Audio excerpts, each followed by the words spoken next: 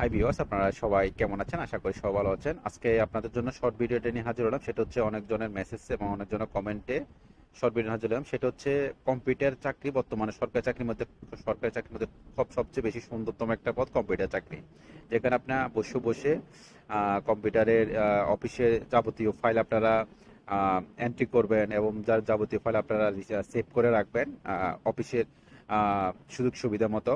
তো এই এই কম্পিউটার চাকরিটা পেতে হলে আপনাকে কি কি ধাপ অতিক্রম করতে হবে, কিভাবে একটা চাকরি স্বয়ংসম্পূর্ণ পেতে হলে আপনাকে কোন পর্যন্ত পৌঁছাতে হবে, কি কি লাগবে এর ভিতরে আপনার যোগ্যতা। তো সব কিছুর জন্য আমার ভিডিওর পাশে যে থাম্বনেলটা দেখতে আছেন, এটা আমার ইউটিউব চ্যানেলের এই ভিডিওটা আপডেট দেওয়া হয়েছে। তো আপনারা চাইলে আমার ইউটিউব চ্যানেলে প্রবেশ করেন।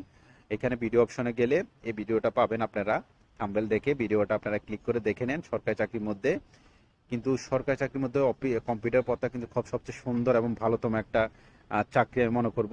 তো এখানে কিন্তু এসএসসি, আপনার এইচএসসি এবং আপনার স্নাতক ডিগ্রি পাস করলেও আপনি আবেদন করতে পারবেন। তো আপনারা আবেদন করলে ভিডিওটা দেখে নেন। আর কোনো কিছু যদি আপনারা বুঝতে অসুবিধা, অবশ্যই আমাকে কমেন্ট বক্সে কমেন্ট করবেন। আমি আপনাদের যথেষ্ট পরিমাণ হেল্প করব। Thank you so much for my watching video. Thank you.